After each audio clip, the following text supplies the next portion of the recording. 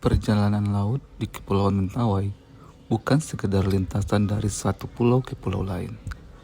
Ia adalah nadi kehidupan, jalan ilmu, dan penghubung mimpi bagi mereka yang tinggal di antara samudra dan langit. Dari atas perahu sederhana, para guru, siswa, dan masyarakat melangkah bersama, menantang ombak demi masa depan yang lebih baik. Assalamualaikum warahmatullahi wabarakatuh. Salam sejahtera untuk kita semua. Salam.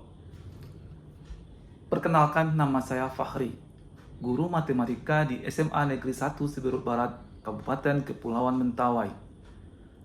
Dan sekarang juga menjabat sebagai pelaksana tugas kepala sekolah. Transformasi, perubahan. Dalam pelajaran matematika, ada 4 submateri dari transformasi. Yang pertama yaitu translasi, pergeseran. Kalau kita analogikan dalam kehidupan sehari-hari, sebagai guru, kita harus bergeser dari yang tidak baik, dari pembelajaran yang kurang menarik ke pembelajaran yang lebih baik. Dari media yang kurang menarik ke media yang sangat menarik. Yang kedua itu adalah refleksi, pencerminan. Kalau kita analogikan dalam kehidupan sehari-hari, pencerminan itu adalah memantulkan kembali bayangan yang ada. Nah, di dalam kehidupan sehari-hari, kita sebagai guru harus sering bercermin, introspeksi diri, mengingat-ingat diri, sejauh mana kompetensi-kompetensi yang sudah kita dapatkan yang berguna untuk pendidikan. Kemudian, yang ketiga itu rotasi. Kalau kita analogikan dalam kehidupan sehari-hari, kita harus memiliki semangat yang tinggi. Ibarat roda perputaran, semangat itu harus kita berikan kepada setiap lintasan yang kita lalui. Kemudian yang terakhir yaitu dilatasi. Dilatasi ada 2, pembesaran dan pengecilan.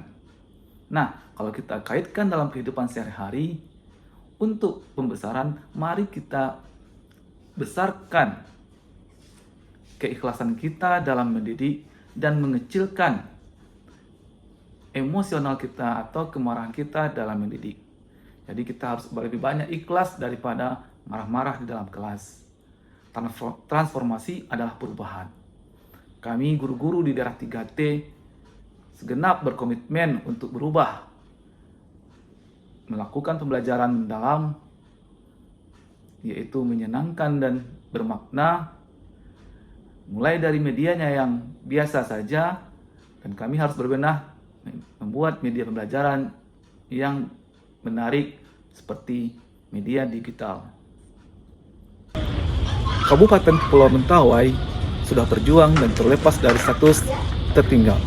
Namun, di sebagian wilayahnya, menurut letak geografis dengan akses transportasi yang ekstrim dan berbahaya, masih ada wilayah-wilayah di Kabupaten Kepulauan Mentawai yang bisa dikatakan terluar dan terdepan. Salah satunya yaitu adalah Kecamatan Siberut Barat yang terletak di perbatasan Samudra Hindia. Keterbatasan dan fasilitas minim di sekolah kami bukan berarti semangat kami juga harus minim. Kami guru-guru berkomitmen untuk menyiapkan pembelajaran yang menyenangkan, mendalam, dan bermakna, yaitu dengan media pembelajaran berbasis digital dan kearifan lokal Kabupaten Kepulauan Mentawai. Pembelajaran matematika kontekstual berbasis budaya Mentawai pada materi cara antar titik pada bangun ruang. Saya mengajak siswa untuk mengamati struktur rumah adat Mentawai atau UMA.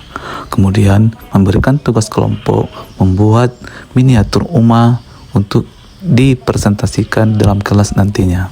Selain miniatur UMA, saya juga membuat media pembelajaran berbasis digital yaitu visual bangun ruang atau UMA di media aplikasi Canva. Oke, kita mulai. Setiap kelipatan 4 diganti dengan kata maju. Berhitung. Mulai. 1, 2, 3, maju. 5, 6, 7, maju. 9, 10, 13, maju. 12, 11, 15, maju. 17, 18, 19, 20. Semuanya. Yang Pak. Nah, pada hari ini kita belajar yaitu tentang bangun ruang, ya.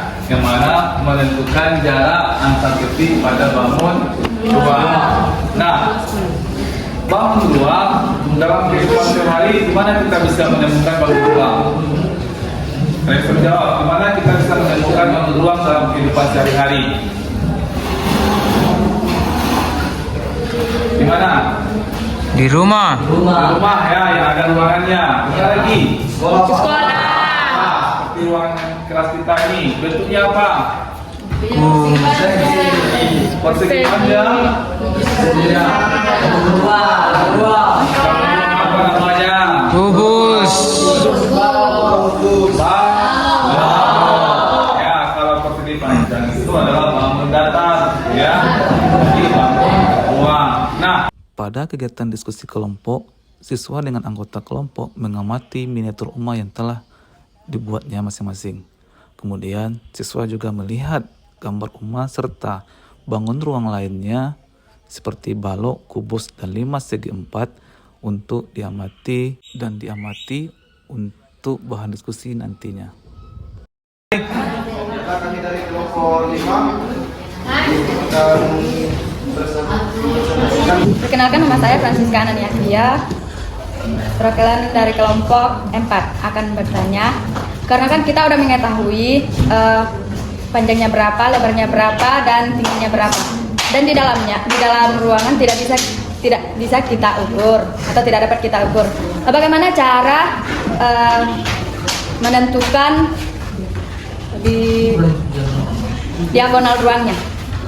Baiklah, saya akan menjawab pertanyaan dia. Setelah kita mengetahui ukuran miniatur ini, panjang, lebar, sama tingginya, kita untuk mengukur diagonalnya, kita bisa menggunakan rumus teorema Pythagoras, yaitu sisi miring sama dengan akar sisi samping pangkat 2 tambah sisi depan pangkat 2. Setelah kegiatan diskusi, siswa mengerjakan latihan atau tugas yang telah diberikan oleh guru kepadanya. Ini bertujuan untuk mengukur pengetahuan setelah Ternyata setelah kita belajar matematika tentang materi bangun ruang yang ada tentang jarak antar titik, ternyata matematika sangat tidak sulit untuk kita pahami. Kita bisa mendapatkan contohnya dari ruang kelas kita atau sekolah, adapun dari daerah kita juga tersendiri, seperti Uma Mentawai yang merupakan warisan dari nenek moyang kita. Dengan kami menggunakan komputer atau sebuah Chromebook, kami bisa melihatnya secara langsung, contoh gambar bangun ruang atau gambar Uma Mentawai. Seperti tugas kita yang sebelumnya, yaitu membuat miniatur rumah, ya. Jadi matematika itu dekat dengan diri kita, ya, tidak jauh dari kita. Dimanapun di depan kita pasti kita menemukan yang namanya bertemu dengan matematika. Halo, perkenalkan nama saya Yuliana Maria. Saya merupakan alumni dari SMA Negeri 1 Siberut Barat dan saat ini sedang melanjutkan pendidikan di Universitas Riau, jurusan Pendidikan Matematika melalui jalur afirmasi pendidikan tinggi. Pendapat saya tentang guru matematika semasa sekolah. Guru matematika saya di SMA merupakan sosok yang sangat berpengaruh dalam perjalanan belajar saya. Beliau tidak hanya mengajarkan materi pelajaran, tetapi juga menumbuhkan rasa percaya diri dan ketekunan dalam memahami setiap konsep. Cara beliau mengajar yang sabar, tegas, dan penuh semangat membuat suasana belajar menjadi menyenangkan sekaligus menantang. Berkat bimbingan dan motivasi beliau, saya semakin menyadari bahwa matematika bukanlah pelajaran yang sulit, melainkan pelajaran yang melatih cara berpikir logis dan terstruktur. Pendapat saya tentang guru matematika semasa sekolah dulu. Pendapat saya berfokus pada pengaruh positif, cara mengajar menyenangkan dan memotivasi terhadap minat dan pemahaman siswanya. Pendapat tentang guru semasa sekolah dulu, kesabaran dalam mengajar, selalu memahami siswa secara mendalam, penjelasan yang sangat jelas terhadap siswanya.